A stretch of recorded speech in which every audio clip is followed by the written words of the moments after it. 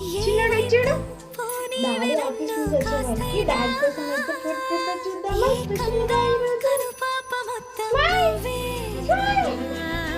ఇష్టంగా ఈ చోట నువ్వేం చేస్తున్నా చూస్తున్నా వందేసి మార్కులు వేస్తున్నా గుండెపై అలా నల్ల పూసల 100 ఏళ్ళు అందంగా నిన్ను మొయ్యాలంటున్నా ఒంటి పేరుతో ఇంటి పేరుగా జంటగా నిన్ను రాయాలంటున్నా